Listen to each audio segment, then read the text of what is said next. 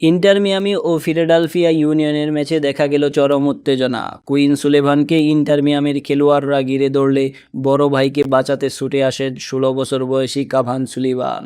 সেখানে Yannic bright ও কাভানের মধ্যে ধাক্কাধাক্কি ও হাতাহাতির সৃষ্টি হয়। পরে রেফারি ব্রাইট ও কাভান দুইজনকেই লাল কার্ড দেখিয়েছেন। আপনি কি কখনো ভেবে দেখেছেন বাংলাদেশের কোনো প্লেয়ার কিংবা বাংলাদেশি কোনো বংশোদ্ভূত ফুটবলার মেসির চোখে চোখ রেখে কথা বলবে, কিংবা রোনালদোর চোখে চোখ রেখে কথা বলবে, কিংবা নেইমারের চোখে চোখ রেখে কথা বলবে, সমানভাবে প্রতিদ্বন্দ্বিতা করবে তাদের বিপক্ষে? এটি শুধু বাংলাদেশের মানুষ কল্পনাতেই দেখে থাকতো, কিন্তু এমন ঘটনাই ঘটে গেছে। লিওনেল মেসির সাথে চোখে চোখ রানিয়ে খেলে গিয়েছেন এবং প্রতিদ্বন্দ্বিতা করেছেন বাংলাদেশি বংশোদ্ভূত কুইন এবং কাভান সুলিভান। মেসিদের বিপক্ষে অবশ্য তিনি লাল কার্ড পেয়েছেন।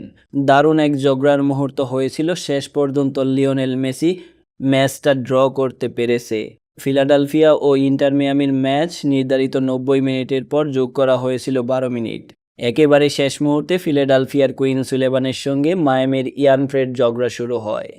কুইন ফ্রে ফাউল করেছিল বলে মনে করা হচ্ছিল। ডিবক্সের ভিতরে তাকে বেশ জোরালোভাবেই ফাউল করা হয়। তখন বাই কুইনের পাশে দাঁড়ান কাভান সুলিভান। বাংলাদেশি বংশোদ্ভূত এই দুই ফুটবলার খেলেন ফিলাডেলফিয়াতেই।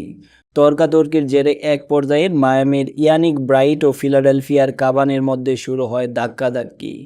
রেফারি ফিলিপ দুচিচ কাভান এবং ব্রাইটকে লাল কার্ড দেখিয়েছেন। কাভানের ভাই কুইনও কার্ড দেখেছেন, তবে কুইনের রেফারি দুচিচ দেখিয়েছেন তাকে হলুদ কার্ড। কাভান ম্যাচের শুরু থেকে শেষ পর্যন্ত খেলেছিলেন, কিন্তু কুইন পুরোটা সময় খেলতে পারেনি। কাভান কুইনদের অপর দুই ভাই রোনান সুলিভান এবং ডেকলান সুলিভান বাংলাদেশের হয়ে বর্তমানে খেলে থাকছেন। হয়তোবা কুইন সুলেভান কিংবা কাভান সুলেভান বাংলাদেশের হয়ে খেলতেও পারে কোনো এক সময়, কারণ তাদের মেইন টার্গেট হচ্ছে কুইন সুলেভান ইতোমধ্যে যুক্তরাষ্ট্রের মেইন দলে চান্স পেয়েছে, অপরদিকে কাভান সুলেভানের খেলার ইচ্ছা জার্মানির হয়ে।